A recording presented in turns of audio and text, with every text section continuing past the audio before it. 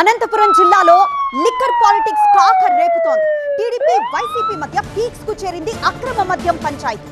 ఇటీవలే తాడిపత్రిలో భారీగా గోవా మద్యం పట్టుబడింది.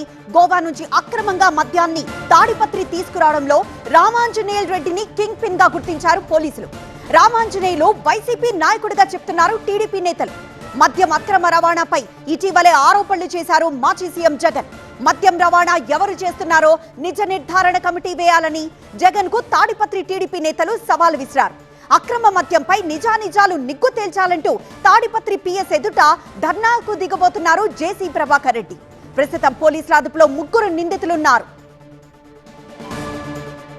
1-2 కాటన్లు కాదు, లారీల సరుకు గోవా నుంచి తాడిపత్రికి ఇంపోర్ట్ అవుతోంది.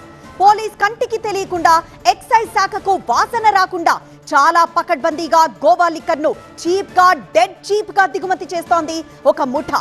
ఈ ముఠా నాయకుడిని పోలీసులు గుర్తించారు. ఇప్పుడు ఈ ముఠా నాయకుడి గురించి టీడీపీ వైసీపీ మధ్య పెద్ద పంచాయతీ నడుస్తోంది. అక్రమ మద్యం చేస్తున్న కింగ్ పిన్ రామాంజనేయులు వైసీపీ నేతే అంటూ టీడీపీ నేతలు ఆరోపించడంతో ఇష్యూ పొలిటికల్ టర్న్ తీసుకుంది.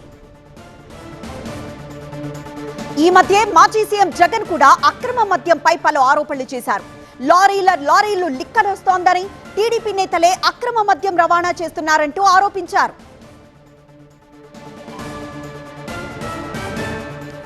నిన్ననేమోను తాడిపత్రిలో గోవా నుంచి లిక్కర్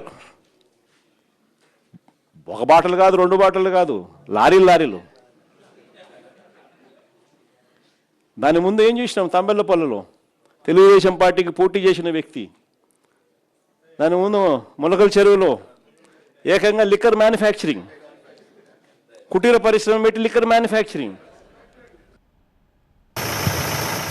జగన్ ఆరోపణలపై మండిపడ్డ టీడీపీ నేతలు అసలు ఈ ముఠాకు నాయకత్వం వహిస్తోందని వైసీపీ నేతలే అంటూ పెద్ద ఎత్తున ఆందోళనకు దిగబోతున్నారు. ఇవాళ జేసీ ప్రభాకర్ రెడ్డి తాడిపత్రి పిఎస్ ఎదుట ధర్నా కూడా చేయబోతున్నారు. మొత్తానికి లిక్కర్ పంచాయతీ తాడిపత్రిలో మరో రాజకీయ దుమారానికి ఆజ్యం పోసింది. మరి ఎటు టర్న్ తీసుకుంటుందో చూడాలి.